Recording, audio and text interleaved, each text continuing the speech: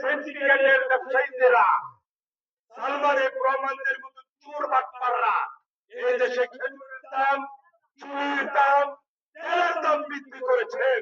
যেহেতু ওই চোর বাটপার এখন আর নেই, অন্তর্কালী বর্তমানে সরকার ডাক্তার ইউনূস সাহেবকে আমরা মুসলমানের সন্তান হিসেবে বলবো, যাতে এই দেশের খেটে খাওয়া মানুষ অন্তত পক্ষে এই সিয়াম সাধনার মাসে অন্তর ভরে আল্লাহ আল্লাহ রাসূলের ইবাদত করতে পারে, রোজা রাখতে পারে, ইফতার করতে পারে।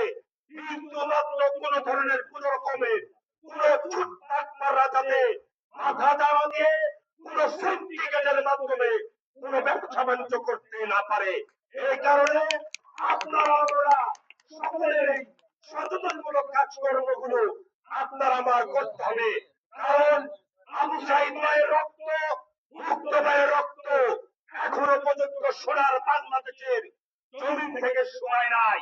তারা যেহেতু একটা মায়ের সন্তান হয়ে মৃত্যুকে পরোয়া না করে আরেকটি অবৈধ সরকারের পতন ঘটানোর জন্য বৈষম্য বিরোধী আন্দোলনের মধ্য দিয়ে আপনাদের আমাদেরকে সত্যি কথা, ন্যায় কথা বলার যেই সুযোগ তৈরি করে দিয়ে গেছে, তাই আপনারা আমরা 5ই আগস্টে যেই মায়ের সন্তানগুলো সোনার বাংলাকে হীরার বাংলা করে দেওয়ার জন্য বুকের টাকা রক্ত দিয়ে যারা শাহাদাত বরণ করেছেন, তাদের জন্য আজকেও দোয়া হবে।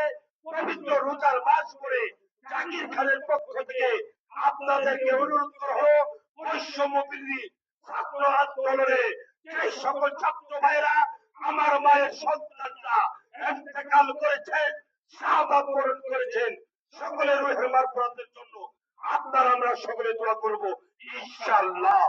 এ পর্যায়ে বক্তব্যে আসার জন্য অনুরোধ জানাচ্ছি